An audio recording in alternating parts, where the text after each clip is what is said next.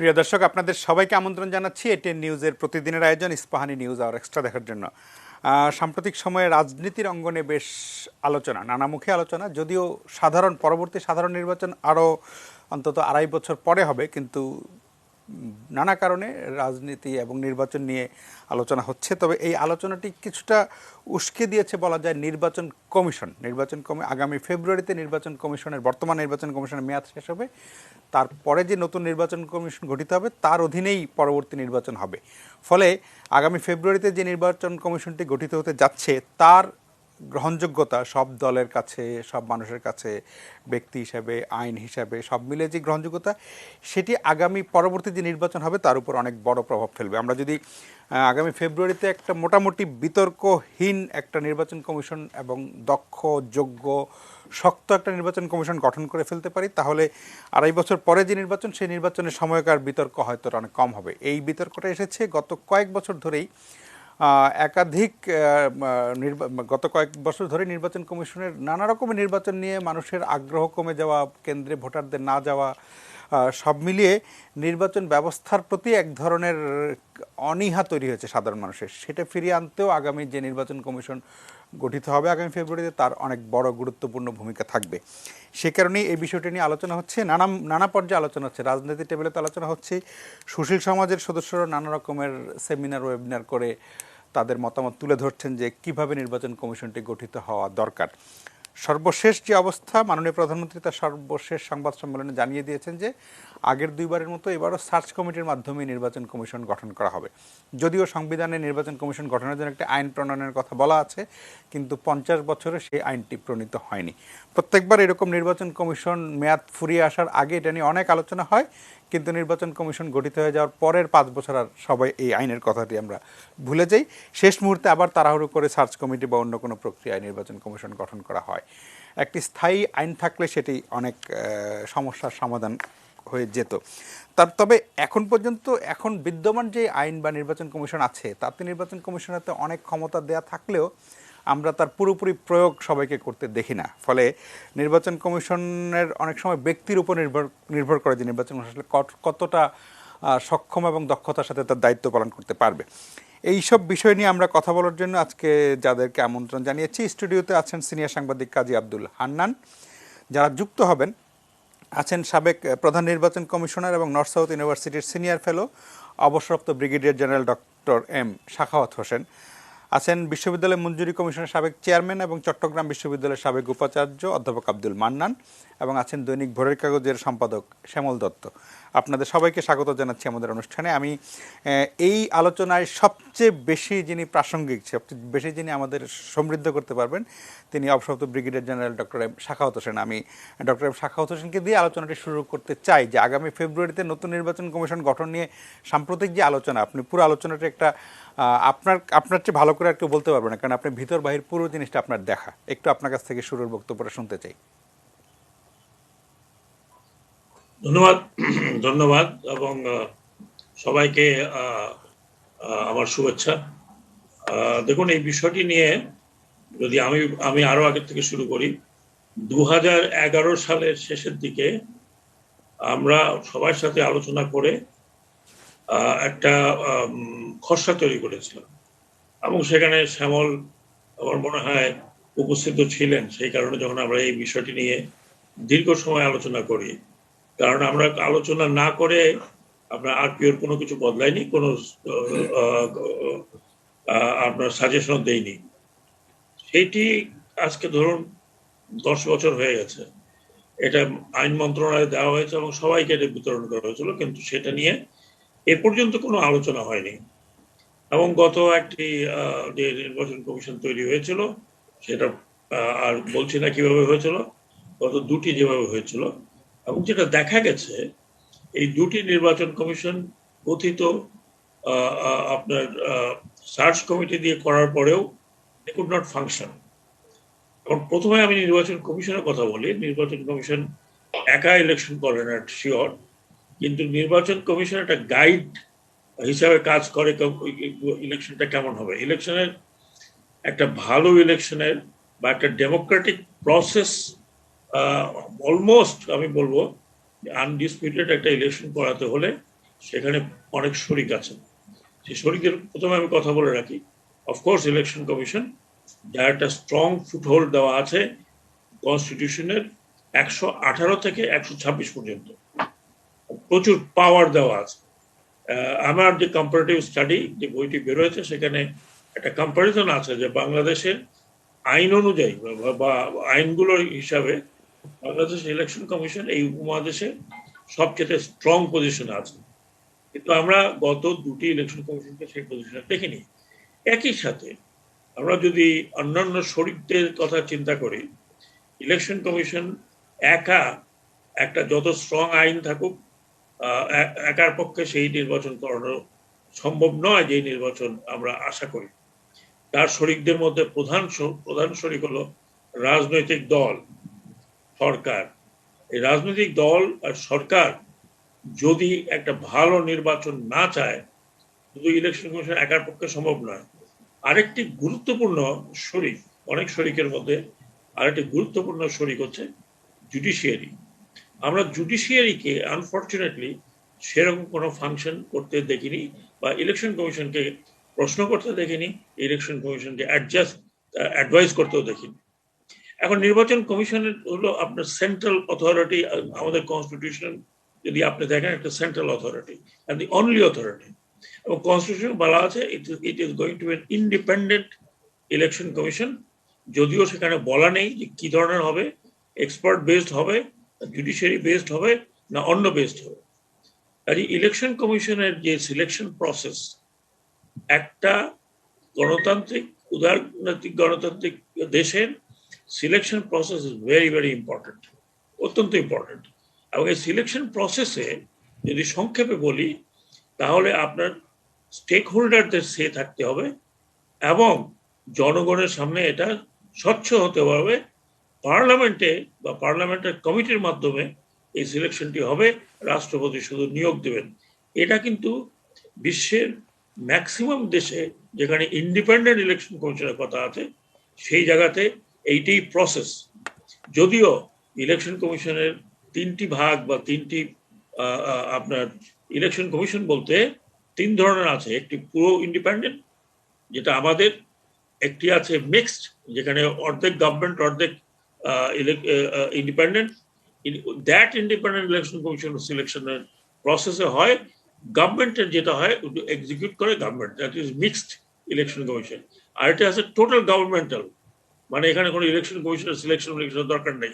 হতে পারে one of the chief আপনার সেক্রেটারির নিচে সেটা ফাংশন করছে, কিন্তু আমাদের দেশে তা নয়।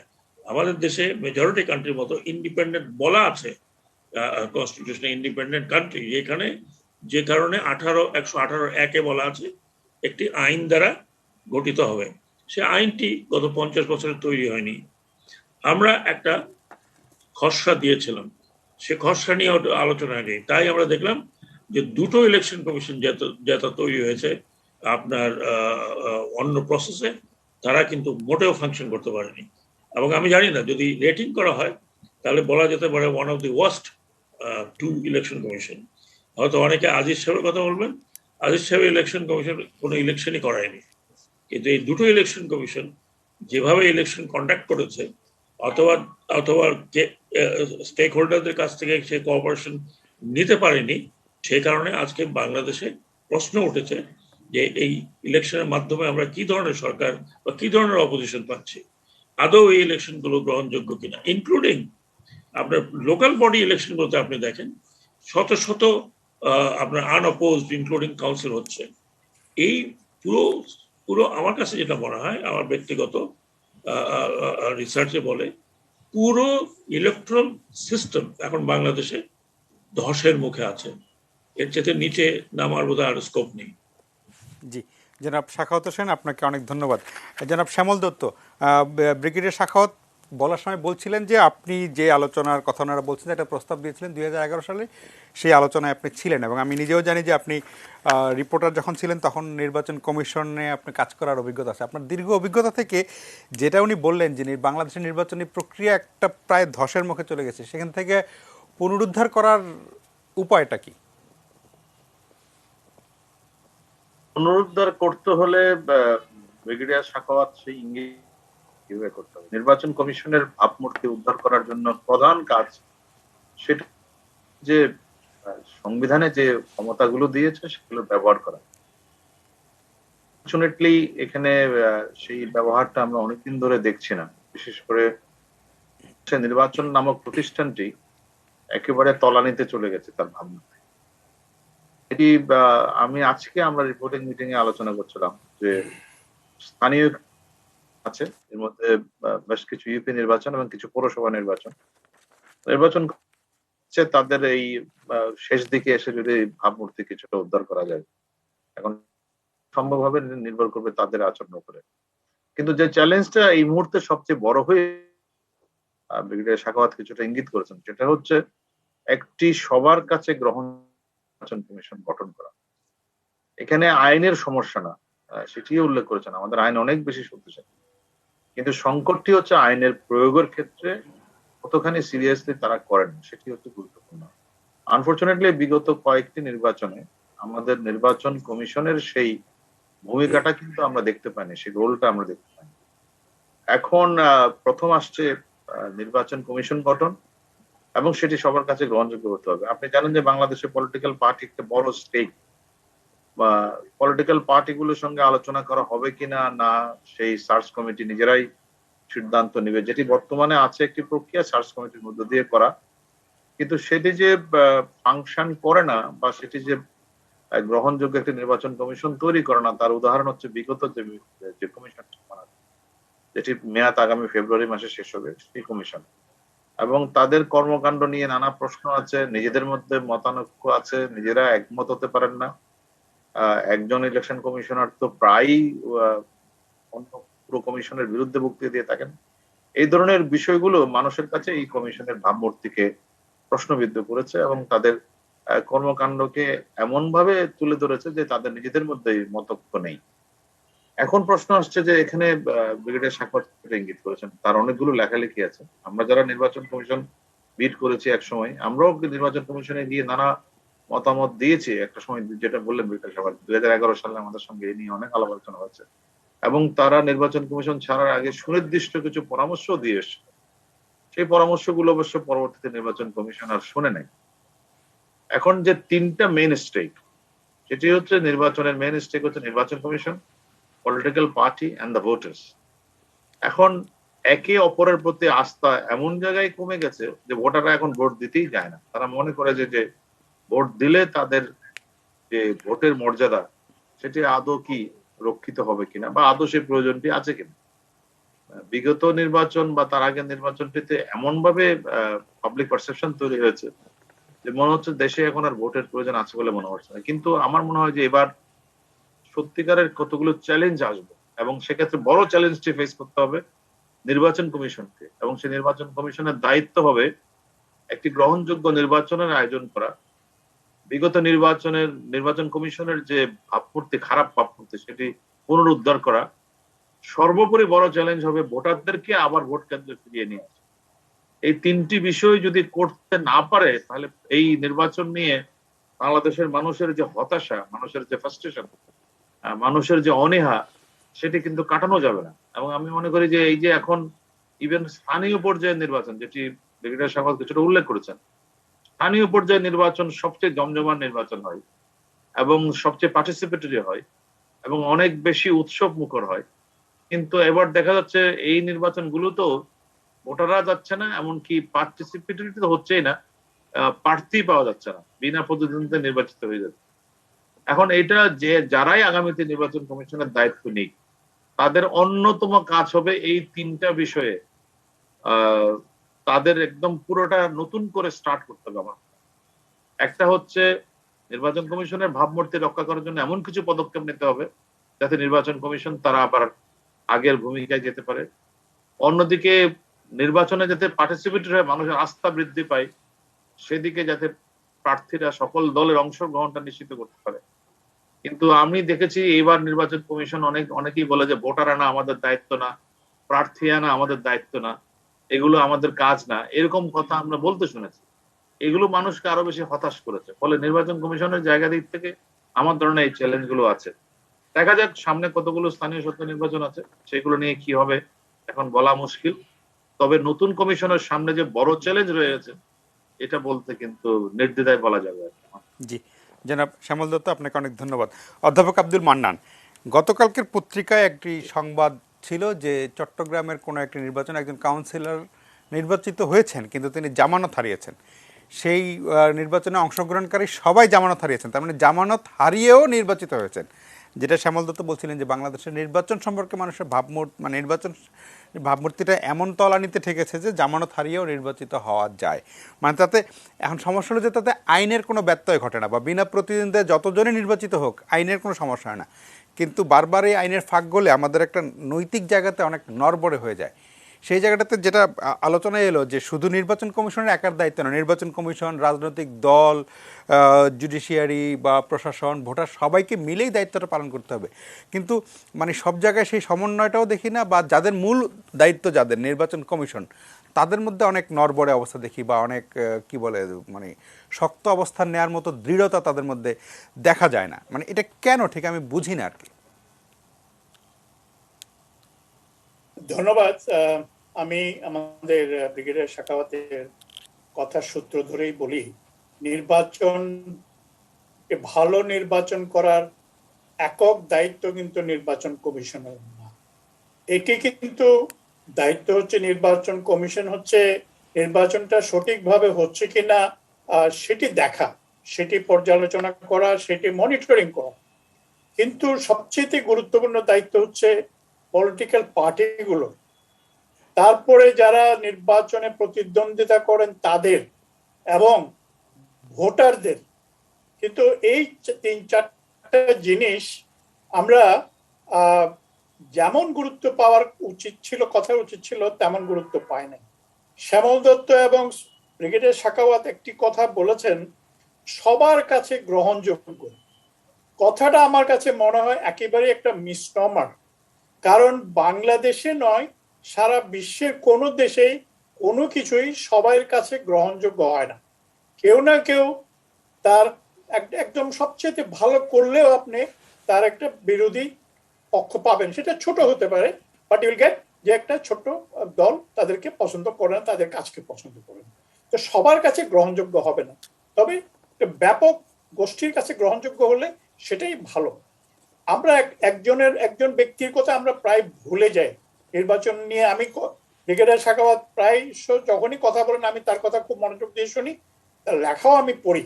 কারণ নির্বাচন নিয়ে আমি একজন ভোটার হিসেবে আমার একটা আগ্রহ আছে।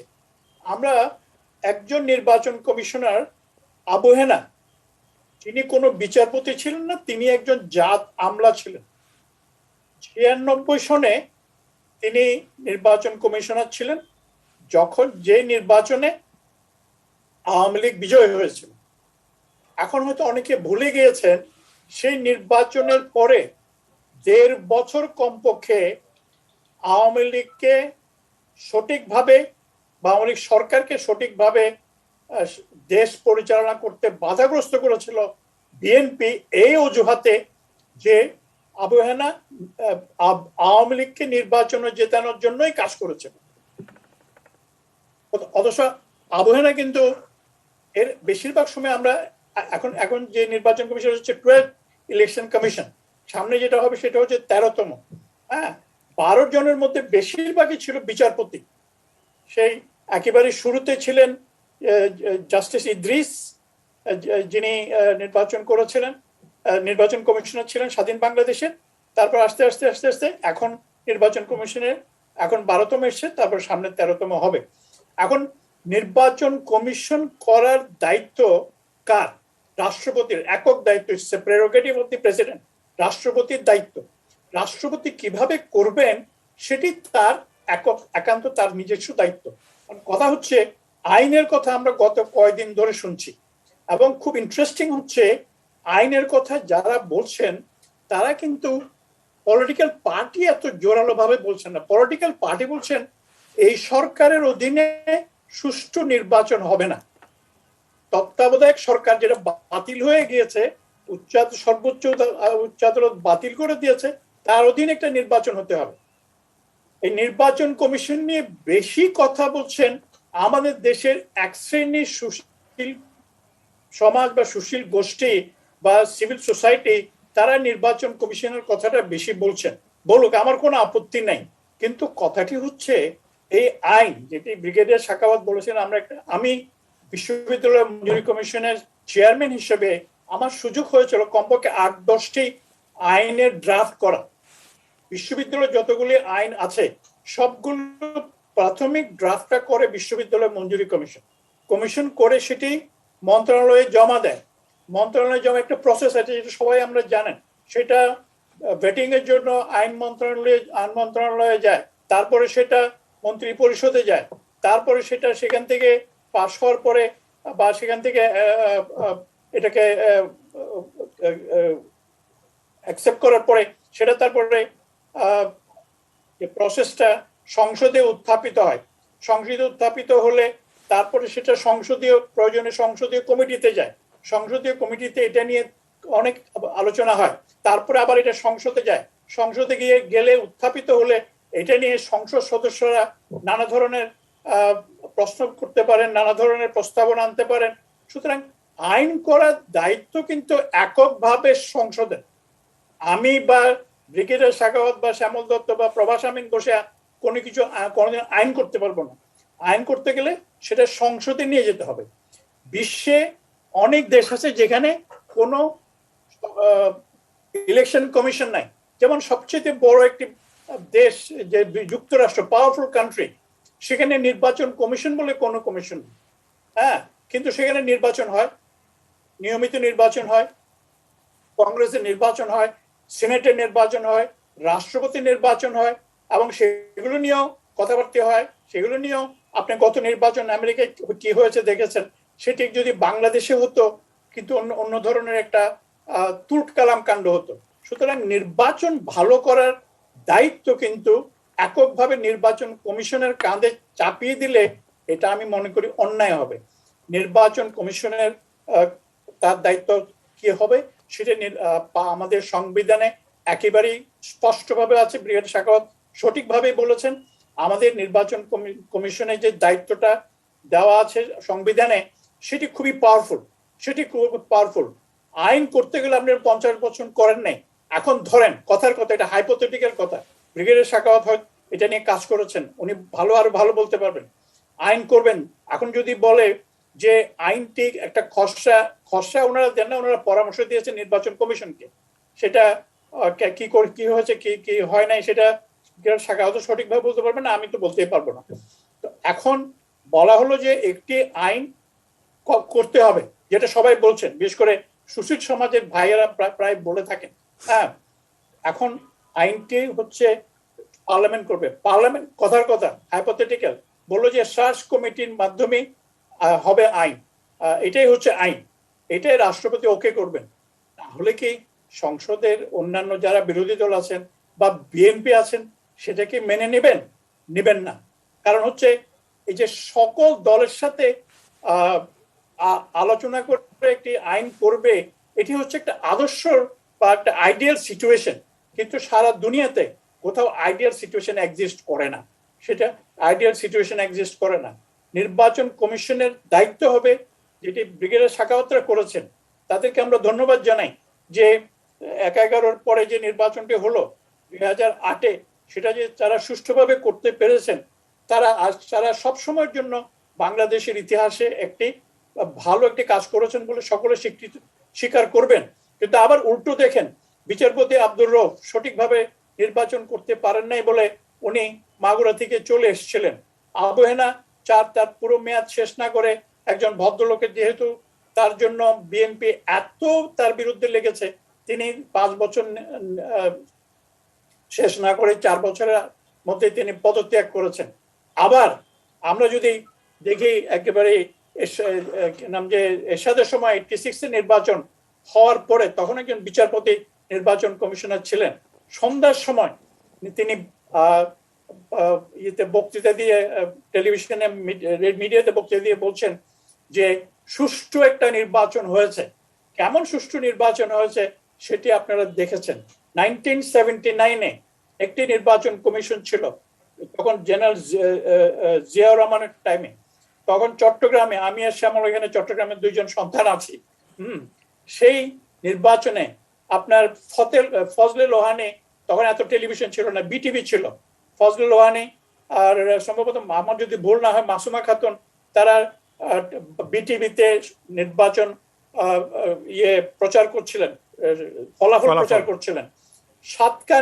সাতকানিয়া একটি আসনে, আমি ব্যক্তিটির নাম বলবো না, বিএনপি দলীয় সদস্য, 4টায় নির্বাচন শেষ হয়েছে, 5টায় জাস্ট নির্বাচন নিয়ে ফলাফল ঘোষণা হচ্ছে আসন, মানে বিভিন্ন সেন্টার অনুযায়ী হার্ডলি 1 থেকে 1.5 ঘন্টার মধ্যে সাতকানিয়ার একটি আসনের সম্পূর্ণ নির্বাচন কি বলে যখন হাতে দিল ফজলুর রহমানের, উনি একটু বিব্রত হয়ে গেলেন। 1 ঘন্টার মধ্যে প্রায় 1.5 ঘন্টার মধ্যে প্রায় 1.5 লক্ষাধিক ভোট কিভাবে গণনা করা হলো। কিন্তু তিনি প্রথমে একটু ইতস্তত করছিলেন, তারপরে সেটা করলেন। রাত 10টা-11টা পর্যন্ত সে নির্বাচন আসনওয়ারি, বিভিন্ন কেন্দ্রওয়ারি নির্বাচন ফলাফল ঘোষণা করা হচ্ছিল। কিন্তু তারপরে দেখা গেল নির্বাচন প্রচারণা বন্ধ, 2 দিন বন্ধ ছিল। 2 দিন বন্ধর পরে এসে ঘোষণা করা হলো। সেখান থেকে আমরা মিডিয়া শব্দটা শোনা প্রথমে শুরু করেছি। এর সাথে সময়টা আরো বেশি জোরালো হয়েছে। সুতরাং নির্বাচন কমিশনের উপর এককভাবে দায়িত্ব দিলে আমাদের চলবে না। চট্টগ্রামে যে কথাটি আপনি বলেছেন, এটি একটি লজ্জাজনক বিষয় যে একজন আসামি যিনি কারাগারে আছেন তিনি নির্বাচিত হয়েছেন, তাহলে অন্যরা যারা নির্বাচন জন্য উদ্গ্রীব হয়ে থাকেন তারা কি সেখানে প্রতিদ্বন্দ্বিতা করেছিলেন? তারা ভোটার? আমার দাদা অনেক আগে, সেটা পাকিস্তান আমলে, একবার নির্বাচনে দাঁড়িয়েছিলেন। আমাদের দায়িত্ব ছিল রিক্সায় করে ভোটার নিয়ে যাওয়া, মহিলাদের নিয়ে যাওয়া, লোকজনকে বাড়িতে গিয়ে নিয়ে যাওয়া, যে কাজটি আমরা 2008-এ নির্বাচনে দেখেছি। আওয়ামী লীগ, আমি ধানমন্ডিতে থাকি, এখান থেকে পাড়ায় পাড়ায় গিয়ে মানুষকে বলেছে আপনারা ভোট দিতে যান। কোন জায়গায় বলেছে, এটা আমেরিকাতেও হয়েছে, এটা ভারতেও হয়েছে, আমার ছোট বাচ্চা আছে, বলে বাচ্চাটাকে আমরা রাখবো, আপনার ভোটটা দিয়ে আসেন, এটা 10 মিনিটের পথ। সুতরাং নির্বাচন কমিশনকে অনেক ক্ষমতা দেওয়া আছে। নির্বাচন কমিশন যদি তাদেরকে দেওয়া ক্ষমতাটা সঠিকভাবে প্রয়োগ করেন, তাহলে আমরা নির্বাচন নিয়ে এত কথা বলতে হবে না। আর তত্ত্বাবধায়ক সরকার নিয়ে বিএনপি যেসব কথাবার্তা বলে, এটি হচ্ছে একেবারেই অর্থহীন কথা। কারণ তত্ত্বাবধায়ক সরকার ইজ গন ফর গুড। কারণ আপনি যদি আমার কাছে এই 13th অ্যামেন্ডমেন্ট আইনের পুরো বইটা আমার কাছে আছে, কেউ যদি ইচ্ছা করে এটা পড়তে পারেন, অসাধারণ একটা মানে এটা ডিসকাশন, সব পুরো মামলার এই বইটা বাজারে পাওয়া যায়। আমি এটা নিয়ে এসেছিলাম যেহেতু আমার নিজের একটা আগ্রহ ছিল। সুতরাং আপনাকে তত্ত্বাবধায়ক সরকারের কথা ভুলে যেতে হবে। নির্বাচন কমিশন কি হবে না হবে সেটি মাননীয় প্রধান রাষ্ট্রপতির একক সিদ্ধান্ত। ভারতেও তাই। ভারতে একটা আইন আছে, আমরা করতে পারি নাই, সেটা আমাদের ব্যর্থতা বলবো। তো আমরা আশা করব আগামী নির্বাচন কমিশন যেটা হয়, যেভাবে হয়, সেটা মহামান্য রাষ্ট্রপতি ঠিক করবেন। এটা সার্চ কমিটির মাধ্যমে হবে না তিনি এককভাবে করবেন, সেটা এককভাবে তার দায়িত্ব। আর আইনের কথা যদি যেটা বলছেন, আইন করবে পার্লামেন্টে যদি আইন এখন করতে দেন, তাহলে এখন তো আওয়ামী লীগ এই বেলায় আর হবে না। আমরা একটা ছোট্ট বিরতিতে যাচ্ছি, বিরতির পর আলোচনায় ফিরবো। আমাদের আরেকজন অতিথি কাজী আব্দুল হান্নান আছেন স্টুডিওতে, বিরতির পর তার কথা শুনবো। আশা করি ফিরে এসে আপনাদের সঙ্গেই পাবো।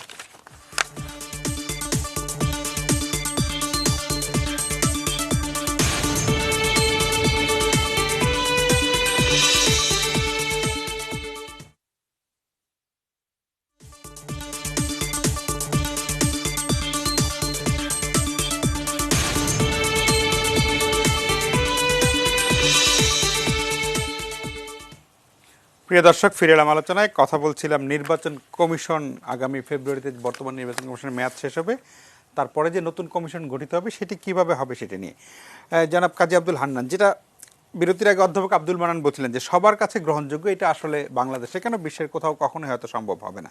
কারণ যত ভালোই হোক আইন দিয়ে করুন আর সার্চ কমিটি দিয়ে করুন, আওয়ামী লীগ করলে বিএনপি সেটা মানবে না, বিএনপি করলে আওয়ামী লীগ মানবে, এবং এটা নির্বাচনের ক্ষেত্রে সত্যি, যারা হেরে যায় তারা কারচুপির অভিযোগ করে। কিন্তু তারপরেও মোটামুটি গ্রহণযোগ্যতার একটা ব্যাপার তো থাকেই, অনেক মানুষের কাছে গ্রহণযোগ্য। ধরেন এখন যে নির্বাচন কমিশনটি আছে সেটি ধরে নিলাম গঠনের পরে বিএনপির কাছে তারা গ্রহণযোগ্য ছিল না, কিন্তু তারা গত 5 বছরে তাদের কাজের মাধ্যমে তো তাদের গ্রহণযোগ্যতা তৈরি করতে পারত। সেইখানেও তো আমরা বড় ঘাটতি দেখি, সেটা তো আসলে তাদের মধ্যে সেরকম কোনো চেষ্টা দেখা যায়নি যে আমরা যে মানে সব মহলের কাছে বা সবার কাছে গ্রহণযোগ্য, সেই চেষ্টাটাও তাদের মধ্যে কখনো আমরা দেখিনি। এই অনীহাটা কেন তাদের? ধন্যবাদ। আসলে এর আগে শুধু মান্নান সাহেবই নয়, অধ্যাপক মান্নান সাহেব তো ভালো বলেছেন আমি বলবো। কি জন্যে? ওনার অবস্থান থেকে উনি বিশ্ববিদ্যালয় মঞ্জুরি কমিশনে কাজ করতে যে অভিজ্ঞতা, জাতীয় জীবনের যে বহু দিনের যে দেখা অভিজ্ঞতা, সেগুলোর থেকে তার যে লব্ধ জ্ঞান সেটি তো আছেই। সঙ্গে সবচাইতে যে বাস্তব কথাটি উনি বলেছেন যে আসলে এই যে জায়গায় আইন দিয়ে আসলে সম্ভব নয়, আমি এটা বিশ্বাস করি। কারণ বিতর্ক থাকবেই, প্রতিদ্বন্দ্বিতা যেখানে থাকবেই সেখানেই আস্থার সংকট সৃষ্টির একটা চেষ্টা সব সময় থাকে। আসলে আমাদের নির্বাচন কমিশনের ক্ষেত্রে যে অবস্থা যেটা দাঁড়িয়েছে সেটা হচ্ছে আস্থার সংকট। নির্বাচন কমিশন নিজে সেই আস্থার জায়গাটি তৈরি করতে ব্যর্থ হয়েছে, সবগুলো নির্বাচন কমিশন। আমি একটাকেও এই ক্ষেত্রে আমি মানে 100 নয়, 100 তো দূরে থাক, আমি বলবো যে তারা 80% উত্তীর্ণ হয়েছে, আস্থার সংকট কাটিয়ে উঠতে সক্ষম হয়েছে, এটি আমি অন্তত বিশ্বাস করি না। কি জন্য করি না? আমি অন্তত পক্ষে 2012 সালের যে সার্চ কমিটির মাধ্যমে প্রথম নির্বাচন কমিশন তৈরি হলো, এই নির্বাচন কমিশনের প্রক্রিয়ার সময় পর্যন্ত আমি একজন রিপোর্টার হিসাবে, মাঠের রিপোর্টার হিসাবে আমি এই বিষয়গুলোকে খুব নিবিড়ভাবে পর্যবেক্ষণ করেছি। দেখুন, আমাদের দেশে নির্বাচন কমিশনের আইন নিয়ে অনেক কথা বলা হয়। যখনই এই নির্বাচন কমিশন নিয়ে বিতর্ক দেখা দেয় তখনই প্রশ্ন ওঠে আইনের। আমি বিশ্বাস করি এবং আমি দেখেছি যে বাংলাদেশে শুধু নয়, এই সাবকন্টিনেন্টে বাংলাদেশে যত কঠোর এবং নির্বাচন কমিশনকে ক্ষমতাবান করার জন্য যত আইন আছে, এতটি, এমনকি ভারতের চেঞ্জ মেকার ইলেকশন কমিশন বলা হয় আপনার টিএন সেশনকে, সেই ওনারা যে আইনের সংস্কারগুলো করেছেন সেখানেও এত কঠোরভাবে ইলেকশন কমিশনকে শক্তিশালী করার, ক্ষমতায়ন করার চেষ্টা হয়নি। আমরা দুটো বিষয়ে যদি আমরা একটু দৃষ্টি দিই তাহলে বিষয়টা পরিষ্কার হয়ে যাবে। প্রথম হচ্ছে, আমরা সবসময় বিতর্কের ক্ষেত্রে বলি কি, নির্বাচন পক্ষপাত দুষ্ট, আইন অনুযায়ী নির্বাচন হয়নি। আসলে এই জায়গাটাই হচ্ছে একটা বড় ত্রুটির জায়গা। দেখুন, আইন অনুযায়ী কাজ করা আর কাজকে আইনানুগ করা দুটো কিন্তু সম্পূর্ণ ভিন্ন জিনিস। আমরা কোথায়ও আইনের ব্যত্যয় ঘটিয়ে কাজ হচ্ছে এটি কিন্তু আসলে প্রমাণ করা খুব কঠিন হয়ে যায়। অর্থাৎ আইনানুগভাবেই কাজ করা হয়। ফলে আইন থাকলেই যে একটা আস্থার জায়গাটি তৈরি হয়ে যাবে এটা আমি মনে করি না। যে জন্যেই আপনার বিচার, এটা তো আসলে একটা কোয়াজি জুডিশিয়াল বডি, বিচারের একটা আধা বিচারিক কাজ। এই আধা বিচারিক কাজের ক্ষেত্রে, বিচারের ক্ষেত্রে যে তত্ত্বটি বিশ্বজনীন, সেটি হচ্ছে বিচার শুধু করলেই হবে না, সেটাকে দৃশ্যমান হতে হবে। দৃশ্যমান না হলে আস্থার জায়গাটা তৈরি হয় না। আমাদের নির্বাচন কমিশন নিজের প্রতি যে আস্থা সৃষ্টি করা, এই কাজটি হচ্ছে বরাবর ঘাটতি তৈরি করে ফেলছেন। আমি যদি, আপনি যে কথা দিয়ে আমাকে বক্তব্য শুরু করতে বললেন, আমি সেখানে যাই। এই নির্বাচন কমিশনকে তার কাজ শুরু করার আগেই কিন্তু আস্থার জায়গাটিকে নষ্ট করে দেওয়া হয়েছে। নিয়োগের পরেই তার নিয়োগ প্রক্রিয়া নিয়ে প্রশ্ন তোলা হয়েছে, তার প্রধান নির্বাচন কমিশনের অতীতের পেশা জীবন নিয়ে প্রশ্ন তোলা হয়েছে। আবার ক্ষমতাসীন দল যারা সার্চ কমিটির মাধ্যমে তাকে নির্বাচিত করলেন তারাও কিন্তু তার পক্ষ নিয়ে বসলেন। এই যে পক্ষপাতের জায়গাটি তৈরি হয়ে গেল সেই প্রথম দিন থেকে, তার শপথ নেওয়ার দিন থেকে, এরপরে আর তার প্রতি আস্থা ফিরিয়ে আনা, কাজ দিয়ে আস্থা ফিরিয়ে আনা সম্ভব নয়। আমি এই জন্যই মনে করি নির্বাচন কমিশনের ব্যর্থতা হচ্ছে ওই একটি জায়গায়, যেখানে তাকে বিতর্কিত করার জন্যে এক পক্ষ বিভিন্ন ডিসপিউটগুলো তুললেন, তিনি জবাবটি না দিয়ে জবাবটি দিলেন কে? তাকে নিয়োগ করেছে যে দল, সেই দলের পক্ষ থেকে। অর্থাৎ এখানেই নির্বাচন কমিশনকে কিন্তু পক্ষভুক্ত করে ফেলা হয়েছে। যখনই কাউকে পক্ষভুক্ত করা হবে তখন তার পক্ষে আর নিরপেক্ষভাবে কাজ করা সম্ভব নয়। তাহলে ব্রিগেডিয়ার সাখাওয়াত সাহেব যে কথা দিয়ে উনি বিষয়টিকে ব্যাখ্যা করলেন, অংশীজনদের অবস্থান, নির্বাচন কমিশন যত শক্তিশালী করার জন্য যত ধরনের আইনই আমরা তার হাতে তুলে দিই না কেন, নির্বাচন কমিশন নির্বাচন নিজে করেন না। নির্বাচন কমিশন নির্বাচন করান হচ্ছে প্রশাসনকে দিয়ে। সেই প্রশাসনকে যদি তিনি নিউট্রাল না করতে পারেন, তাহলে নির্বাচন কমিশন নিউট্রাল থাকলেই কিন্তু নির্বাচনের প্রতি মানুষের আস্থা আসবে না।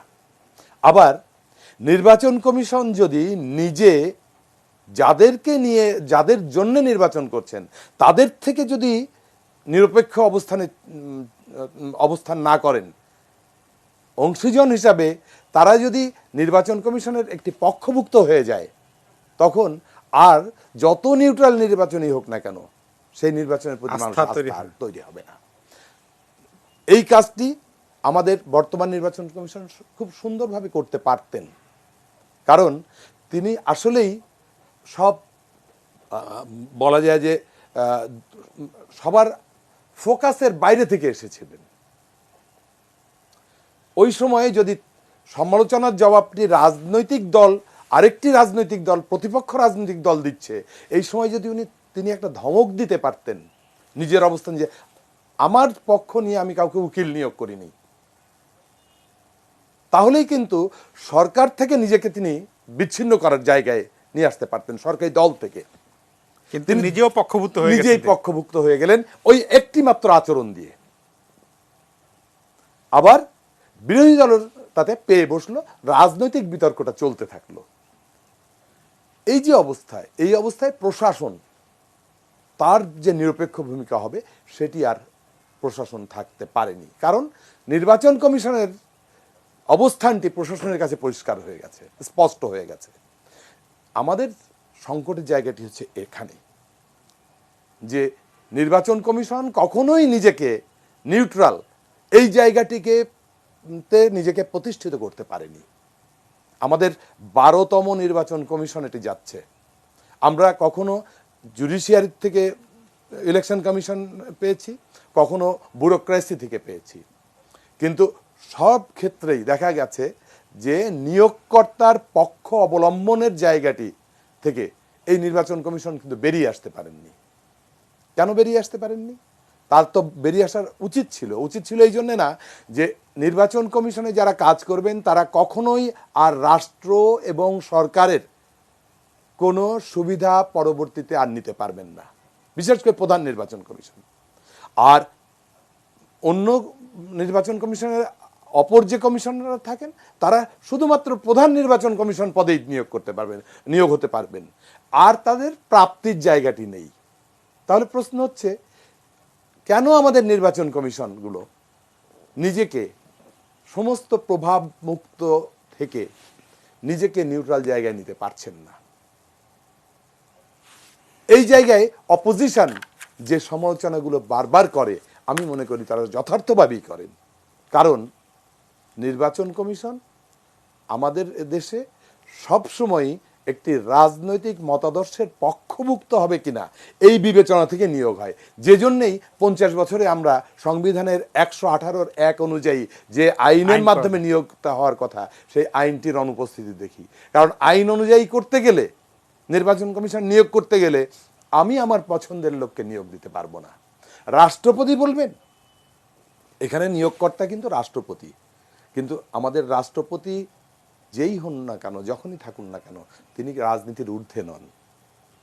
আমরা যতই বলি না কেন রাষ্ট্রের এই শীর্ষ পদটি হওয়া উচিত নিরপেক্ষ, তিনি রাজনৈতিক দল মতের ঊর্ধ্বে থেকে কাজ করবেন, কিন্তু না, এটা সম্ভব নয়, কারণ তার জন্মই রাজনীতি থেকে। ফলে অবচেতনভাবে হলেও তিনি কিন্তু কাজ করবেন তার রাজনৈতিক মতাদর্শের পক্ষেই। ফলে যে নিয়োগই করতে যান না কেন সে নিয়োগ সবসময় পক্ষপাত দুষ্ট হবে, অন্যরা তার সমালোচনা করবে। যে জন্যে বিচারপতি নিয়োগের ক্ষেত্রেও আমরা দেখি, প্রধান বিচারপতি নিয়োগের ক্ষেত্রেও দেখি, আমরা এই জায়গায় কেউ কিন্তু আমরা রাজনৈতিক মতাদর্শের ঊর্ধ্বে ওখানে নিয়োগ হয়েছে এই কথাটি আজ পর্যন্ত বলতে শুনলাম না। ওই একটি মাত্র কারণে, ওটাও কিন্তু রাষ্ট্রপতির একক নিয়ন্ত্রণ কর্তৃত্বেই হওয়ার কথা। হ্যাঁ, বলতে পারেন যে সংবিধান অনুযায়ী প্রধানমন্ত্রীর সুপারিশ ছাড়া উনি এই কাজগুলো করতে পারেন না। না, বিচারপতির ক্ষেত্রে, প্রধান বিচারপতি নিয়োগের ক্ষেত্রে তার সেই ক্ষমতাটি দেওয়া হয়েছে। দেওয়া থাকলেও ফাইলটি প্রসেস হয়ে আসে, বাস্তবতাটা আমরা বুঝি। বাস্তবতা ওই জায়গায় প্রধানমন্ত্রীর মাধ্যমে ছাড়া তার কাছে নথিটা পৌঁছাতে পারে না। তো এই জন্যই বলছি যে আসলে আইন করে এটা সম্ভব নয় এখন। যদি কিনা যিনি নিয়োগ প্রাপ্ত হবেন তার যেহেতু আর প্রাপ্তির জায়গাটি অবশিষ্ট থাকে না, কেরিয়ারের প্রশ্নে তিনি কারো পক্ষপাত দুষ্ট হবেন সেটা আর কোনো কারণ নেই, তাহলে তাকে আগে প্রমাণ করতে হবে যে তিনি নিরপেক্ষ। যতক্ষণ পর্যন্ত আমাদের নিয়োগপ্রাপ্ত নির্বাচন কমিশন নিজেকে নিরপেক্ষ প্রমাণ করতে না পারবেন, ততদিন পর্যন্ত যত আইনই আমরা প্রণয়ন করি না কেন সেটা দিয়ে আসলে আস্থার জায়গাটি তৈরি হবে না। জি, আপনাকে অনেক ধন্যবাদ। জনাব ব্রিগেডিয়ার জেনারেল অবসপ্ত ডক্টর সাখাওয়াত হোসেন, আপনার কাছে যদি ফিরি আবার, যেমন ধরেন যেটাই ডক্টর কাজী আব্দুল হান্নান যেটা বলছিলেন, যেটা হলো যে আসলে আইন, আপনিও আপনার শুরুর বক্তব্যে বলেছেন বাংলাদেশের সংবিধানে নির্বাচন কমিশনকে যে ক্ষমতা দেওয়া আছে সেটা অনেক বেশি, সেই আইনের পুরোপুরি প্রয়োগ করতে পারলেই ভালো নির্বাচন করা সম্ভব। যেটা আপনাদের কমিশনের কথা অধ্যাপক আব্দুল মান্নান বলছিলেন যে আপনাদের নেতৃত্বে যে কমিশন ছিল তাদের নির্বাচন 2008-এর সেটির গ্রহণযোগ্যতা কিন্তু প্রশ্নাতীত এবং মোটামুটি সেটা নিয়ে সেই প্রশংসা আপনারা পাচ্ছেন। কিন্তু পরের নির্বাচন কমিশনগুলো সেটা একই আইন তো ছিল, আইন তো আর বদলায়নি, তারপরেও তারা পারেননি কেন? যেটা কাজী আব্দুল হান্নান বলছিলেন যে ব্যক্তিটা আসলে অনেক অনেক গুরুত্বপূর্ণ দেখি, কিন্তু যারা নির্বাচন কমিশনার বা প্রধান নির্বাচন কমিশনার নিয়োগ পান তাদের তো যেই বয়সে যান তাদের পরে আর প্রাপ্তির খুব কিছু থাকে না, তাহলে তাদের এত রাজনৈতিক আনুগত্যের জন্য তারা এত বেকুল থাকেন কেন? সেখানে তো তারা চাইলে নিশ্চয়ই তাদের একটা দলের প্রতি সমর্থন থাকতে পারে, কিন্তু তারা তো কাজ করবেন আইন অনুযায়ী, সেখানে গিয়ে এত ব্যত্যয় কেন ঘটে? এখন প্রভাস, আমি এতক্ষণ প্রফেসর মান্নান সাহেবের কথা শুনলাম এবং লাস্ট যিনি বললেন তার কথা শুনলাম। আইন হোক না হোক এটা কথা নয়, একটা আইন থাকতে হবে। তার কারণ কি? তার কারণ হচ্ছে যে আপনি কোন ধরনের ব্যক্তিকে কাকে আপনি নিয়োগ দিচ্ছেন এটা পার্লামেন্টে আলোচনা হয় এবং প্রাথমিক পর্যায়ে যারা নামগুলো প্রস্তাব করে এক ধরনের সার্চ কমিটিতে ব্যবহার করেন, সেটা ওই সময় থেকে কিন্তু এটা সবাই জানতে পারে যে কতগুলো 25 জনের নাম আছে ইত্যাদি ইত্যাদি ইত্যাদি। এবং সেখানে একটা জনগণের মৌন সম্মতি আছে। সেই সিলেকশনটা যখন পার্লামেন্টে যায় তখন পার্লামেন্টে এটা আলোচনা হয় এবং একটা আইন আছে। এখন সেই আইন দিয়ে আপনি কতখানি ভালো ব্যক্তি কতখানি খারাপ ব্যক্তি বের করেন সেটা বড় কথা নয়, কথা হচ্ছে যে they have been discussed openly এবং পাবলিকের মাঝে এক ধরনের স্বস্তি আছে যে হ্যাঁ এই লোকগুলো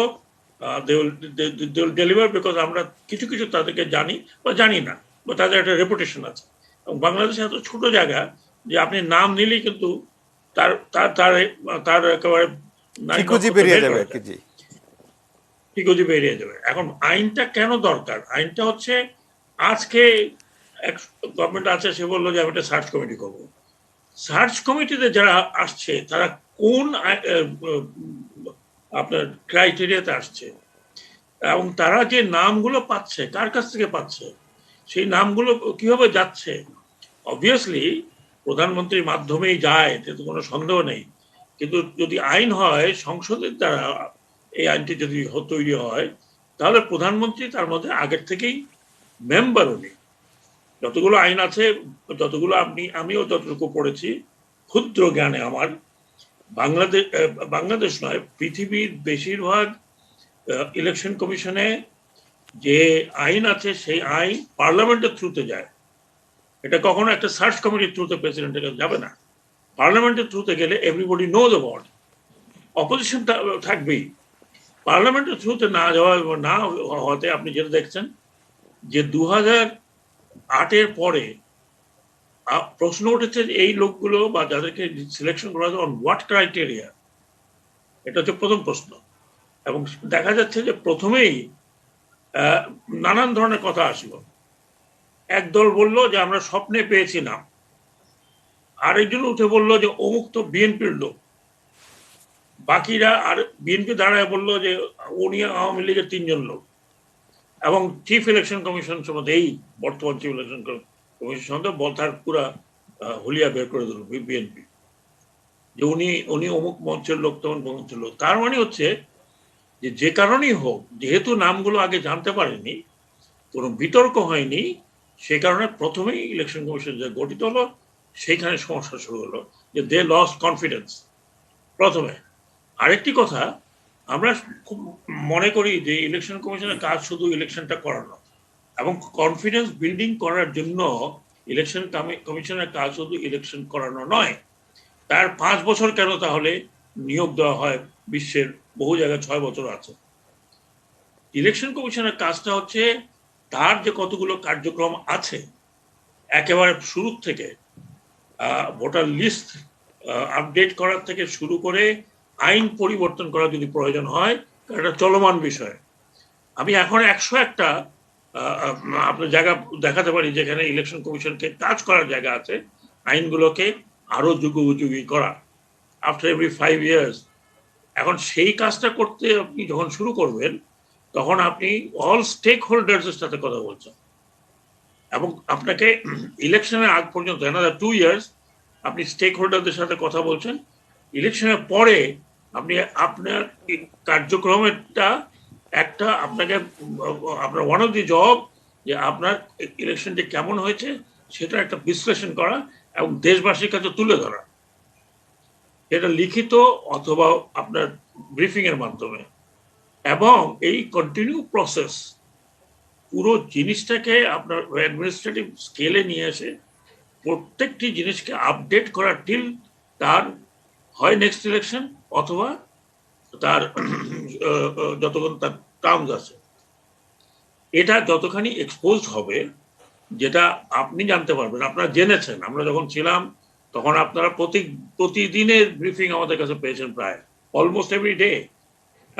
এবং আমরা তখন বলেছি যে এই আইন চেঞ্জ হচ্ছে, এই আইন চেঞ্জ হচ্ছে, এটা নিয়ে অনেক বিতর্ক হয়েছে। আপনাদের এই টেলিভিশনগুলোতেই রাতের পর রাত আপনার টক শো হয়েছে একটা পার্টিকুলার আইনের উপরে। আমার মনে আছে যখন আমরা 91E নিয়ে আসলাম, প্রচুর আলোচনা হয়েছে।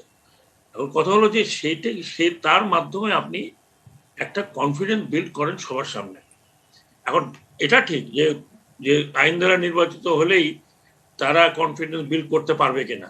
এখন যদি আপনি নিয়োগের পরে আপনি একটা ইলেকশন করলেন, সেই ইলেকশনটাকে আপনি বিশ্লেষণ করলেন না।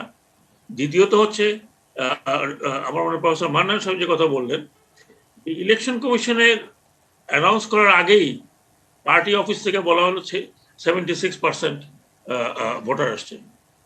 ওনার তো কোনো দায়িত্ব নয়। Why election commission did not say that please do not encroach in my place?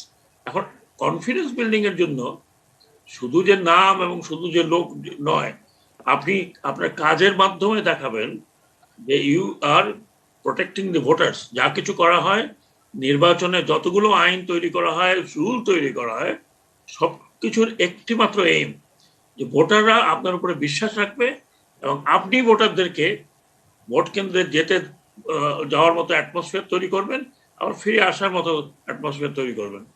এখন যদি কেউ বলে ইলেকশন কমিশন অত্যন্ত ভালো ইলেকশন কমিশন সিলেক্ট করে বলে ভোটারদেরকে নিয়ে আসা আমার দায়িত্ব না, ওটা তার মেইন দায়িত্ব। ভোটারদেরকে গাড়িতে করে তো নিয়ে আসবে না, ভোটারদেরকে আশ্বস্ত করবে যে এখানে ভোটটি সুষ্ঠু হবে। প্রফেসর মান্নান সাহেব বলছেন সবার কাছে গ্রহণযোগ্য, আমি ওনার সাথে এগ্রি করি। এটা একটা কথার কথা, আপনার কাছে গ্রেটার পার্টিসিপেন্টের কাছে ইলেকশনটি গ্রহণযোগ্য কিনা। আমাদের মতো দেশে যেখানে পলিটিক্যাল কালচার এত লো, যে সেখানে আপনার এই কথা উঠবেই যে অমুকে এটা করছে, অমুকে এটা করছে, অমুকে এটা করছে। আমি একটা এক্সাম্পল দিই, যে আমাকে রাত 1টার সময় টেলিফোন করছে একটা ইউনিয়ন কাউন্সিলর, আমি নামও শুনিনি। টেলিফোন করে আমি বললাম যে কে, বলে স্যার আমাকে তো ইলেকশন কমিশন হারাই দিচ্ছে। আপনি কে? বলে যে আমি একটা প্রার্থী ছিলাম একটা ইউনিয়ন কাউন্সিলর। আমি বললাম ইউনিয়ন কাউন্সিল কোথায় এটা? অথচ চিন্তা করে সে ওইখানে বসে বরগুনার কোনো এক জায়গার থেকে বসে আমাকে বলছে যে ইলেকশন কমিশন হারিয়ে দিয়েছে। এগুলো ঠিক আছে, এগুলো আমরা শুনেছি এবং করেছি, কিন্তু আজকের পার্সপেক্টিভে 21st সেঞ্চুরিতে ইলেকশন কমিশনের যে কাজ, সেটার উপরে থিসিসের পর থিসিস ওয়েস্টার্ন কান্ট্রিতে লেখা হচ্ছে, এবং people are doing PhD on that. হ্যাঁ, আমি 101টা রেফারেন্স আপনাকে দিতে পারি। যাই হোক, সেই কথা আসছি না। আমাদের পলিটিক্যাল পার্সপেক্টিভে যেটা কথা হচ্ছে, যে আপনি কোনো সন্দেহ রাখবেন না। কাল সরকার বলেছে, আবার তারপরে আপনার আইনমন্ত্রীও বলেছে না আইন থাকা দরকার, কিন্তু এখন পারছি না, ফাইন। কিন্তু আপনি যেই প্রসেসেই করেন না কেন, that has to be transparent. আপনি যেই লোকগুলো সার্চ কমিটিতে আছে তাদের ব্যাকগ্রাউন্ড আমরা জানবো না, তারা কাদের নামগুলো নিয়ে আলোচনা করছে সেটাও জানতে পারবো না, আলটিমেটলি কাদের নাম প্রেসিডেন্টের কাছে যাচ্ছে সেটাও জানতে পারবো না। অবভিয়াসলি প্রধানমন্ত্রী তো যাবে। ব্যাপারটা হলো যে ট্রান্সপারেন্সি, পুরো ইলেকশন এবং democracy is transparent. Professor Mannan সাহেব বলছেন যে আমেরিকাতে কোনো সেন্ট্রাল ইলেকশন কমিশন নেই। ট্রু, আমেরিকাতে তৈরি আছে ইলেকশন কমিশনের, সেন্ট্রাল ইলেকশন কমিশন বলে একটা ওইভাবে নাম নেই, কিন্তু তারা ল তৈরি করে, সেই লগুলোকে, বেসিক লগুলোকে স্টেটে পাঠায়। স্টেট ইলেকশন অ্যাপারেটাস যারা আছে তারা তাদের মতো ল তৈরি করে এবং তারা ইলেকশনগুলো করায়, যেটা আমরা সবাই দেখেছি। কাজে তাদের একটা প্রসেসে এই লোকগুলোকে সিলেক্ট করা হয়েছে থ্রু দি কনস্টিটিউশন। ইংল্যান্ডে সেন্ট্রাল ইলেকশন কমিশন, তার অনলি কাজ হচ্ছে সে পলিসিগুলো তৈরি করে কাউন্টিতে পাঠায় এবং ইলেকশনটা করায় কিন্তু ইলেক্টেড কাউন্টি চিফ। কাজে সেখানে সেন্ট্রাল ইলেকশন কমিশনের কোনো নজরানি ও সেই ধরনের কোনো কিছু ডিপেন্ড করে mature democracy and new democracies. আপনি ভারতের কথা বলেছেন, আমি একটু সময় নিয়ে জবাব দিচ্ছি।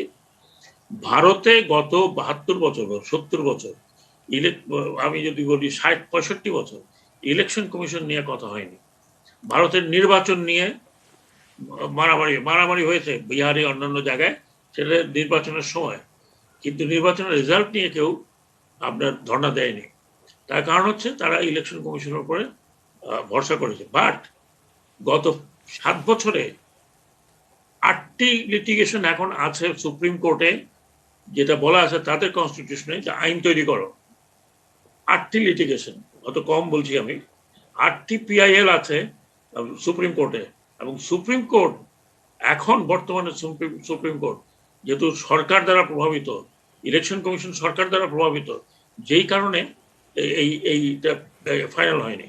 সেকেন্ড, যেটা ইলেকশন কমিশন সম্বন্ধে আমরা বলছি, রাজ্যে ইলেকশন কমিশনের থ্রুতে রাজ্যে সিইও নিয়োগ করা হয়, চিফ ইলেকটোরাল অফিসার, এবং তার কাছে পাওয়ার ডিভলভ করা হয় সেন্ট্রাল ইলেকশন কমিশন থেকে। তার মানে একটা ফেডারেল স্ট্রাকচারের দেশে। থার্ড, ইন্ডিয়ার আইএএস অফিসাররা বেশিরভাগ আপনার এই কন্ডাক্ট করে ইলেকশন, ডিস্ট্রিক্ট ম্যাজিস্ট্রেট এবং ডিস্ট্রিক্ট ম্যাজিস্ট্রেটের সাথে অন্যরা। ইন্ডিয়ার মতো রাষ্ট্রে আপনার এই পুরো প্রশাসনকে দলীয়করণ করা ইজ ভেরি ডিফিকাল্ট। ফোর্থ, ইন্ডিয়ার ইলেকশন কমিশনের সাথে যে যে সম্পর্ক আমরা পলিটিক্যাল পার্টির, বিশেষ করে সেন্ট্রাল এবং রাষ্ট্রের পলিটিক্যাল পার্টি, সেরকম সম্পর্ক আমরা গড়ে তুলতে পারি নাই। তার মানে এই না যে ইন্ডিয়ান ইলেকশন কমিশনের বিরুদ্ধে কথা বলে না, এখন বলা শুরু হয়েছে। আমাকে একজন এক্সপার্ট বললেন, মানে নন নন ওয়েস্ট বেঙ্গল এক্সপার্ট, তিনি বললেন যে এখন ইলেকশন কমিশন সম্বন্ধে আপনি যা মনে করেছেন সেরকম নেই। ওয়েস্ট বেঙ্গলে তার অবজারভেশনে, তিনি নিজে একজন সিইও ছিলেন, এবং সাউথের, তিনি বলেন ওয়েস্ট বেঙ্গলে যে ধরনের ইলেকশন আপনার ফ্রড হয়েছে সেটা সেন্ট্রাল ইলেকশন কমিশন চুপ বন্ধ করেছিল। বলছে যে অল ক্যালকুলেশন বিজেপি এতগুলো সিট পেতে পারে না। থার্ড কথা উনি যেটা বলেছেন, if it was anybody other than Mamata Banerjee, তাহলে West Bengal would have been to have BJP run state. এবং তিনি হলফ করে বলছেন যে আমার 32 বছর I am connected with this election. কাজে ভারতের প্রবলেম কিন্তু এখন মাত্র শুরু হয়েছে। এবং যদি কেউ পিআইএল গুলো জানতে চান, আমি অত সেই রেফারেন্স গুলো আপনাকে অত দূর যেতে পারবো না আমরা আজকে। কথাটা হচ্ছে জি না, কথাটা হচ্ছে, আমি শেষ করছি, জি যে যেরকম ডেমোক্রেসি ইজ এ ট্রান্সপারেন্ট শাসন ব্যবস্থা, তার প্রতিটি জিনিস কিন্তু ট্রান্সপারেন্ট হতে হবে। ট্রু যাতে ইলেকশন কমিশন একা কিছু করতে পারে না, কিন্তু একটা ইলেকশন কমিশন যদি আপনার সর্বসম্মতিক্রমে আসে, সর্বসম্মতিক্রমে নাও আসে, লোকজনের এই 2 বছর যদি মানুষজনের ভোটারদের আস্থা অর্জন করতে পারে এবং পলিটিক্যাল পার্টির সাথে একটা যোগসূত্র করতে পারে, তাহলে ইলেকশন কমিশন অ্যাটলিস্ট তাদের কাজ করবে। হয়তো বলতে পারবে যে আমরা এতখানি করতে পারলাম না, বিকজ আমাদের হাতে সর্বময় ওই ফিল্ডের ক্ষমতা নেই। বাট আমি যদি বলি আপনাকে, ইলেকশন কমিশনের যে ক্ষমতা আছে, যে 4 জন রিটার্নিং অফিসারকে ডিসমিস করে দিল, 5 জন এসপি সরে গেল, আপনি চিন্তা করেন কি এফেক্টটা হবে। এবং এই যে মারামারি হলো কিছুদিন আগে, 2 জন লোককে মেরে ফেললো, ওখানে ইলেকশনটা কেন হলো? Why that election was not stopped? 91E একটা পাওয়ারফুল ইয়ে দেওয়া আছে আইন, কেন ইউজ করতে পারলেন না? আপনার নিজের ক্ষমতাকে আপনি খর্ব করলেন কিসের জন্য? আইনগুলো ছিল, সে অনেকগুলো আইন বাতিল হয়ে গেছে, 91E বাতিল করার মতো ছিল। তো কাজে এতে মানুষের কনফিডেন্সটা কিভাবে বিল্ড আপ হবে? সেই জন্য ব্যাপারটা হলো, একজন উঠে বললো এই ইলেকশন কমিশনের কথা বলতো, অমুকে তো বিএনপির লোক, ও আরেকজন উঠে বললো ওরে ওই 3 জন তো আওয়ামী লীগের লোক, চিফ ইলেকশন কমিশনার তো আওয়ামী লীগের লোক, কারণ উনি জনতার মঞ্চে ছিলেন। এসব কথা যখন হয়, তখন election commission cannot function, just lose confidence. এখন একজন ইলেকশন কমিশন যদি তার প্রোটেস্ট করে, তখনই বলবে উনি তো আরেক দলের লোক। এটা যদি হয়, এটার মধ্যেই ইলেকশন কমিশনকে কাজ করতে হবে। সেটার জন্য they have to plan for 5 years, জি not 2 years, not 1 year। জি শুধু ইলেকশন কন্ডাক্ট করানোই নয়, জি। তার আগে যে কাজগুলো আছে সেগুলো করানো উচিত। আমার মনে হয় we have tried, আমরা চেষ্টা করেছি। আমরা যখন আসছি তখন আমাদের উপর লোকের কনফিডেন্স ছিল না। আপনারা টকশো গুলো দেখেন, যে জি। এক একজন বলছে ওনারা তো ভোট কেন্দ্রেই যান না, মানে কি ওনারা কি ভোট করাবে। বাট ওইগুলো উতরিয়ে আমাদেরকে যেতে হয়েছে এক্সট্রা মাইল, লোকজনের সাথে কথা বলতে হয়েছে, রাস্তায় আমরা ভোটারদের সাথে কথা বলেছি, চর্চ অঞ্চলে আমরা ভোটারদের সাথে কথা বলেছি, জি জি গিভ দেম দ্য কনফিডেন্স। জি স্যার, আপনাকে অনেক ধন্যবাদ। আমরা একটা বিরতি যাচ্ছি, বিরতির পর আলোচনায় ফিরবো। প্রিয় দর্শক, আশা করি ফিরে এসে সঙ্গেই পাবো আপনাদের।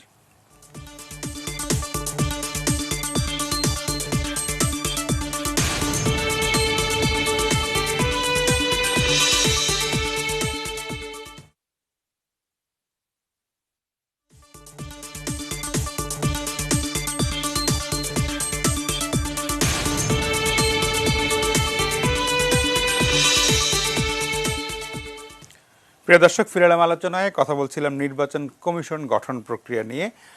জনাব শ্যামল দত্ত, আমরা সামনের রাজনীতিতে আরেকটা বড় জটিলতার আভাস পাচ্ছি, কারণ দেশের একটি বড় দল বিএনপি তাদের সাম্প্রতিক সময়ে ধারাবাহিক বৈঠক করছে, এবং সেই বৈঠকের মূল সুর যেটা, যে তারা বর্তমান সরকারের অধীনে কোনো নির্বাচনে যাবে না, তারা নিরপেক্ষ তত্ত্বাবধায়ক সরকারের অধীনে নির্বাচনে যাবেন।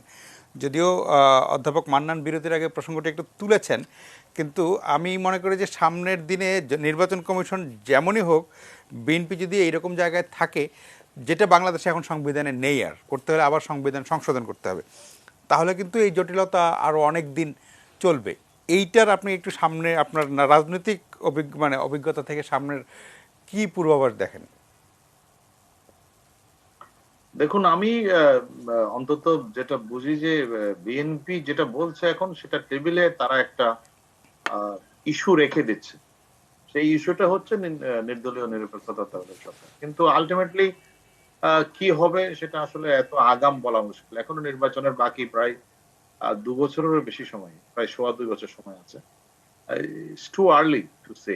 বিএনপি এর আগেও বলেছিল যে তারা নির্বাচনে অংশ নিবে না, নির্দলীয় নিরপেক্ষ তত্ত্বাবধায়ক সরকার। কিন্তু বিগত নির্বাচনে তো শেষ মুহূর্তে এসে তারা নির্বাচনে অংশ নিয়েছে। এখন বিএনপির পক্ষে আসলে অপশন কি আছে?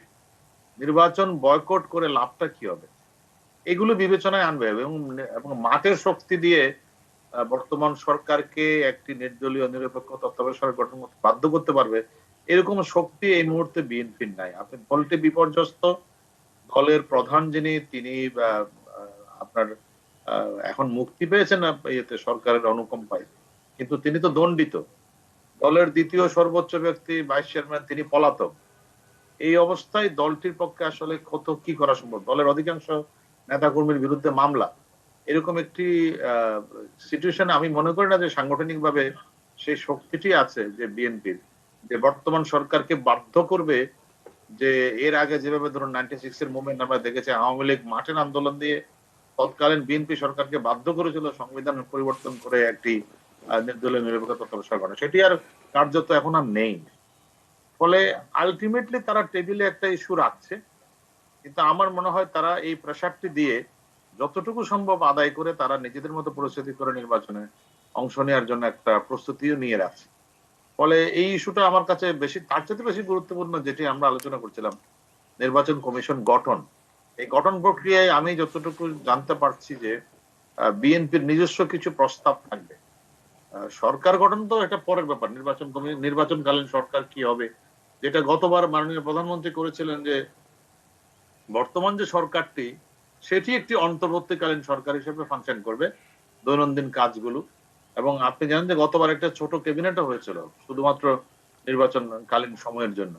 তো এইবারও তার মাননীয় প্রধানমন্ত্রীর মাথায় নিশ্চয়ই কিছু প্রস্তাব আছে। আর বিএনপি আসলে কতটুকু আদায় করতে পারবে সেটাও বলা মুশকিল। তাদের সেই সাংগঠনিক ভিত্তি কিন্তু এখন আছে বলে আমি মনে করি না। ফলে এই ইস্যুটা নিয়ে খুব বেশি দূর বিএনপির পক্ষে মানে এগোনো সম্ভব হবে সেটা নিয়ে আমার সন্দেহ আছে। তবে এবার যেটা আমার কাছে মনে হয় যে গতবারের মতো নির্বাচন বোধহয় করা একটা কঠিন হয়ে যাবে। এবার সরকারের উপরে নানামুখী ছাপ থাকবে। আর আপনি জানেন যে বাংলাদেশের নির্বাচন প্রক্রিয়ায় শুধুমাত্র দেশের ভিতরের অনেক স্টেক হোল্ডারের বাইরেও বিদেশে অনেক স্টেক হোল্ডার আছে যারা প্রেশার গুলো তৈরি করে। আমরা এমনকি দেখেছি বাংলাদেশের নির্বাচন প্রক্রিয়া ঠিক করার জন্য জিমি কার্টার আসছিলেন, এখানে স্যার নিনিয়ান এসছিলেন। ফলে নানা রকম বহিঃশক্তির প্রেশার তো আছেই। মার্কিন যুক্তরাষ্ট্র একটা বড়, গতবার ট্রাম্প প্রশাসন সেই অর্থে তারা খুব একটা গুরুত্ব দেয়নি বাংলাদেশের নির্বাচন নিয়ে। ইউরোপিয়ান ইউনিয়ন একটা গুরুত্বপূর্ণ স্টেক হোল্ডার, এবং তারা এবং অন্যান্যরা মিলে আমরা দেখেছি 1-11 সময় তাদের মার্কিন এবং অন্যান্য ইউরোপীয় বা পশ্চিমা দেশগুলোর রাষ্ট্রদূতদেরও একটা রোল দেখেছি। ভারতও এখানে একটা বড় বিষয়। ফলে সব মিলিয়ে এবার অনেক দেশের নজর থাকবে বাংলাদেশের এই নির্বাচনের দিকে। সেটি অনেক বেশি কঠিন একটা পরিস্থিতি তৈরি করতে পারে। আমি মনে করি যে এবার একটু সেই জায়গাটা অনেক বেশি গুরুত্বপূর্ণ হবে। গতবারের মতো স্মুথলি এরকম একটা নির্বাচন করা বোধহয় নির্বাচন কমিশনের পক্ষে অত সহজ হবে না। অনেকেরই নজরদারি আছে। তবে প্রথম নজরদারিটি থাকবে নির্বাচন কমিশন গঠনে কতখানি গ্রহণযোগ্যতা তৈরি হয়। এটা ঠিক যে সবার কাছে গ্রহণযোগ্য কোনোদিনই কিছু হয় না, কিন্তু অধিকাংশ লোকের কাছে গ্রহণযোগ্যটাই সবার কাছে গ্রহণযোগ্য হিসেবে বিবেচিত হয়। আমরা যে গণতন্ত্রের কথা বলি, it is a rule of the majority on the minority. সব লোকের মত তো একরকম হয় না, তো মেজরিটির রুলটাকেই ধরে নেয় যে এটাই সবার মত। আলটিমেটলি সেটাই হয়। বাংলাদেশের সকল নির্বাচন নিয়ে কোনো না কোনো পক্ষের যারা হেরে গেছে, এমনকি এই যে আমাদের এখানে ব্রিগেডিয়ার সাখাওয়াত আছেন, এই হুদা কমিশন নিয়েও কিন্তু নানা অবজারভেশন বিএনপির এখনো আছে। ওটি যদিও সবচেয়ে গ্রহণযোগ্য কমিশন বা গ্রহণযোগ্য নির্বাচন করেছে, কিন্তু তারপরও বিএনপির অনেক আপত্তি আছে। এই যে হুদা কমিশন তারা আওয়ামী লীগকে জিতিয়ে দিয়েছে, ইত্যাদি ইত্যাদি নানা বক্তব্য। ফলে এই এই জায়গাতে আপনি কোনোদিনই 100% একেবারে একমত নিয়ে কোনো কিছু করতে পারবেন না, কিন্তু কিন্তু মোটামুটি একটা কিছুটা গ্রহণযোগ্যতা। পারসেপশনটা তৈরি করতে হবে, এবং যেটা পারসেপশনটা তৈরি করাটা সবচেয়ে জরুরি। কিন্তু সেই পারসেপশন তৈরিতে চেষ্টা ছিল কিনা আদৌ।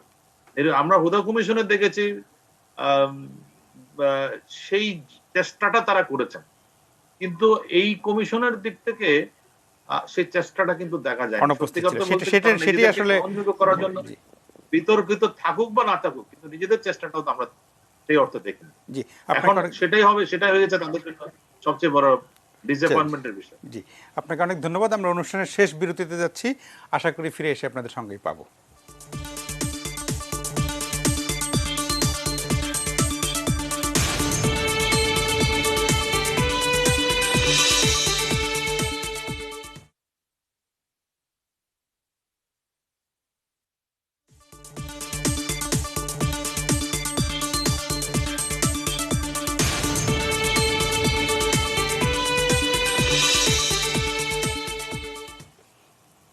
প্রিয় দর্শক, ফিরলাম আলোচনায়। কথা বলছিলাম নির্বাচন কমিশন গঠন প্রক্রিয়া নিয়ে। আমরা অনুষ্ঠানের শেষ প্রান্তে চলে এসেছি, অল্প অল্প করে শুনবো। জনাব কাজী আব্দুল হান্নান, আমাদের সময় প্রায় শেষ, সেই কারণে খুব লম্বা আলোচনা যেতে পারবো না। আপনার যদি সামনের যে জটিলতার আভাস পাচ্ছি আমরা রাজনীতিতে, সেটা নিয়ে যদি সুনির্দিষ্ট কোনো প্রস্তাব থাকে যে কি করলে কিছুটা এড়ানো যাবে, সেরকম আসলে কোনো। সার্চ কমিটি বলেন আর নতুন আইন করেই বলেন, নির্বাচন কমিশন আমাদের গঠন করতেই হবে, এটা সাংবিধানিক কারণেই করতে হবে, এবং সেটা আগামী 15ই ফেব্রুয়ারি। তো এই সময়ে বিতর্ক যত এড়িয়ে আমরা এই নতুন কমিশন গঠন করতে পারবো, তার উপরে নির্ভর করছে আগামী নির্বাচন কতটুকু বিতণ্ডাহীন হবে, গ্রহণযোগ্য হবে। তো সেই জায়গায় আমি মনে করি না যে সার্চ কমিটি, প্রধানমন্ত্রী তো এর মধ্যে বলেই ফেলেছেন সার্চ যে কমিটির সার্চ মাধ্যমে কমিটির মাধ্যমেই হবে, তো সেটা হোক। কিন্তু প্রশ্নটা হচ্ছে যে বিএনপি আজকে, আপনি যে কথাটি শ্যামলদাকে বলছিলেন, যে বিএনপি আজকে যে কথাগুলো মাঠে রাখছে, সেটি হচ্ছে তারা তাদের নির্বাচনী স্ট্যান্ড কী হবে সেটি নির্ধারণের একটি প্রাকক্ষেত্র তৈরি করা। আমি মনে করি না যে বিএনপির সাংগঠনিক স্ট্রেংথ যেখানে থাক, আর বিএনপি নির্বাচনে যাবে কি যাবে না সে তার উপর নির্ভর করবে আগামী নির্বাচন। আগামী নির্বাচন আসলে আমি দৃঢ়ভাবে বিশ্বাস করি প্রধানমন্ত্রী যেটি বলছেন সেটি তিনি মিন করেই বলছেন, যে আগামী নির্বাচনকে উনি আওয়ামী লীগ তার নিজের স্বার্থে, প্রধানমন্ত্রী তার ইমেজ বিল্ড আপের প্রশ্নে আগামী নির্বাচনকে বিতর্কের ঊর্ধ্বে একটা নির্বাচন করার চেষ্টা নেবেন, এটি আমার দৃঢ় বিশ্বাস। সেই জায়গায় যদি নতুন নির্বাচন কমিশনকে যদি কোনো পক্ষপাত দুষ্ট ব্যক্তিদেরকে নিয়ে গঠন করা হয়, তাহলে সে কাজটি সম্ভব হবে না। এজন্যই একটা নিরপেক্ষ নির্বাচন কমিশন গঠনের জন্যে যে ধরনের প্রক্রিয়া সম্ভব, আমার ধারণা সেই অনুযায়ী প্রধানমন্ত্রীর ভূমিকা থাকবে, এবং আগামী নির্বাচনের জন্যে আসলে মাঠের রাজনৈতিক বক্তব্য প্রধান বিবেচ্য হবে না। প্রধান বিবেচ্য হওয়া উচিত, আমি মনে করি, বাংলাদেশের নির্বাচনী আস্থাহীনতার যে কালচার, যে অবস্থা থেকে বেরিয়ে আসা, সেখান থেকে বেরিয়ে আসার জন্য একটি প্রক্রিয়া এখন থেকেই শুরু করা দরকার। অন্তত সার্চ কমিটি হোক আর যে কমিটির মাধ্যমে হোক না কেন, কিছু মুখ এর মধ্যেই বাজারে ছেড়ে দেওয়া, যার মধ্য দিয়ে যার আলোচনা সমালোচনা যা হওয়ার সেটা যেন পাবলিকলি হতে থাকে। তাহলে যেটা ব্রিগেডিয়ার শাখাওয়াত বলছিলেন। জি জি, জনাব আব্দুল হান্নান, আপনাকে ধন্যবাদ। আমরা অনুষ্ঠানের একদম শেষ প্রান্তে অধ্যাপক আব্দুল মান্নান, আপনাকে দিয়ে অনুষ্ঠানটি আলোচনাটি শেষ করতে চাই। পুরো আলোচনায় যেটা আসলো যে সার্চ কমিটি করেও যদি একটি ভালো নির্বাচন কমিশন গঠন করা যায়, অথবা আইন করেও যদি হয়, কিন্তু সেটা যদি নির্বাচন কমিশন খারাপ হয়, ফলে আসলে অনেক সময় ব্যক্তির উপর নির্ভর করে, ফলে পুরো প্রক্রিয়াটাকে একটু বিতর্কহীন বা অনেক মানুষের কাছে গ্রহণযোগ্য, পারসেপশন অনুযায়ী এটা গ্রহণযোগ্য, সেই প্রক্রিয়া দিয়ে আমরা যদি যেই পুরো আলোচনায় যেটা এলো যে নির্বাচন ব্যবস্থার উপরে মানুষের যে আস্থা উঠে যাচ্ছে প্রায়, সেখান থেকে ফিরিয়ে আনার কোনো আপনার দীর্ঘ অভিজ্ঞতায় কোনো পরামর্শ বা কোনো সুপারিশ থাকলে আমরা অনুষ্ঠানটি শেষ করতে চাই আপনার কাছ থেকে শুনে। আপনাকে ধন্যবাদ। আসলে আপনি বলেছেন শুরুতেই নির্বাচনের এখনো দুই বছরেরও বেশি সময় বাকি আছে। এত আগে থেকে এত আলোচনা, সমালোচনা, বিতর্ক, বিতণ্ডা কেন শুরু হলো? এটা একটা কৌশল, এটা একটা স্ট্র্যাটেজি। এটা শুরু করেছে বিএনপি এবং তার সমমনা বুদ্ধিজীবী বলি, সুশীল সমাজ বলি, তারাই শুরু করেছে। কারণ হচ্ছে বিএনপি নিজের শক্তি কতটুকু সেটা তারা বুঝতে পারে। তাদের যেটা শ্যামল দত্ত বলেছেন, তাদের চেয়ারপারসন দণ্ডিত, এখন এক্সিকিউটিভ অর্ডারে কিছুটা মুক্ত আছেন।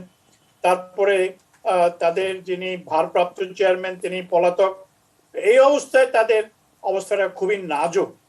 আর আপনি একটা জিনিস লক্ষ্য করবেন, 1970 সন থেকে আওয়ামী লীগ যখনই নির্বাচন করেছে, নির্বাচনে জিতেছে, জেতার সম্ভাবনা দেখা দিয়েছে, তখনই কিন্তু এই ধরনের বিতর্ক বিতণ্ডা শুরু হয়েছে। এটি করার একটি মাত্র উপায় হচ্ছে, একমাত্র কারণ হচ্ছে আগামী 2 বছর পরে যে নির্বাচনটি হবে সেটি এখন থেকে যাতে এটি বিতর্কের মধ্যে থাকে সেটি করা। নির্বাচন কমিশনে যারা আসেন তারা বিতর্কিত ব্যক্তিরা আসেন না। আসার পরে রাজনৈতিক দলগুলো তাদেরকে বিতর্কিত করেন বেশিরভাগ ক্ষেত্রে। তারপরে তাদের নিজের কর্মকাণ্ডের কারণে অনেকে বিতর্কিত হন। আমি এখানে একটা ছোট্ট উদাহরণ দেই। আবু সাইদ, এম এ সাইদ, তিনি প্রধান নির্বাচন কমিশনার ছিলেন। তিনি নির্বাচন কমিশনার নিয়োগ হওয়ার পরে বিএনপি চিৎকার শুরু করলো যে অধ্যাপক আবু সাইদ, তিনি আওয়ামী লীগের তৎকালীন সময়ে রাজনীতির সাথে জড়িত ছিলেন, তাকে নির্বাচন কমিশন করা হয়েছে, প্রধান নির্বাচন কমিশনার করা হয়েছে।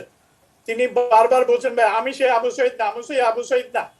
এটা হচ্ছে বিতর্ক সৃষ্টি করার জন্য বিতর্ক সৃষ্টি করা।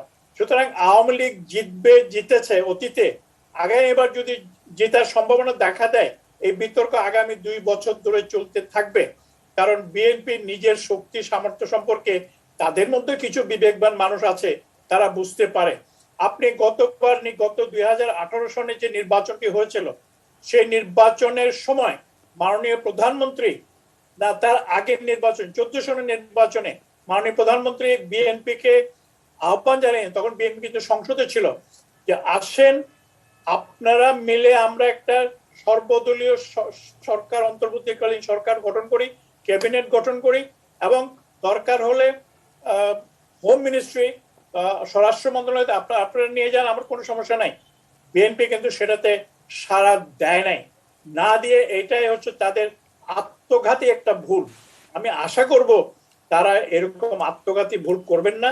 2018 সনের নির্বাচনে তারা অংশগ্রহণ করেছেন, এটি হচ্ছে ওই নির্বাচনটি ছিল তাদের জন্য, আমি বলবো যে এই মানি মেকিং এর জন্য নির্বাচন। আমার এলাকায় কে যে বিএনপি থেকে নির্বাচনে দাঁড়িয়েছে আমি নিজেও জানি না। ধানমন্ডিতে থাকি, ধানমন্ডি থেকে নির্বাচন করে সেটাও জানি না। হ্যাঁ, সুতরাং এইরকম একটা ব্যবস্থার মধ্যে নির্বাচন না, সত্যিকারের অর্থে বিএনপি নির্বাচন করুক, এবং যে নির্বাচন কমিশন গঠন হবে আশা করছি সেটা সার্চ কমিটির মাধ্যমে হোক, যেভাবে মহামান্য রাষ্ট্রপতি করেন সেটি এমন ব্যক্তিরা দিয়ে করবেন যা প্রথমে তারা, আমি জানি যে তারা বিতর্কিত হবেন না, কিন্তু যে নির্বাচন সামনের দিকে যাবে তাদেরকে বিতর্কিত করবে এই রাজনৈতিক দলগুলো। আমি কোন একটি রাজনৈতিক দলের কথা বলছি না, যে কোনো রাজনৈতিক দল। আমাদের অনুষ্ঠান শেষ করতে হবে স্যার। জি, ব্রিগেডিয়ার সাখাওয়াতরা খুব, আমি শেষ করছি, ব্রিগেডিয়ার সাখাওয়াতরা এত ভালো নির্বাচন করার পরেও তারপরেও তাদেরকে এই বিতর্কিত করার চেষ্টা করা হয়েছে, কিন্তু ভাগ্য যে খুব বেশি দৃশ্যটা যেতে পারে নাই, কারণ সাধারণ মানুষ দেখতে পেরেছে কেন বিএনপি হারলো, কেন আওয়ামী লীগ জিতলো। আপনাদের সকলকে ধন্যবাদ। জি স্যার, প্রিয় দর্শক আপনাদের সবাইকে অনেক ধন্যবাদ।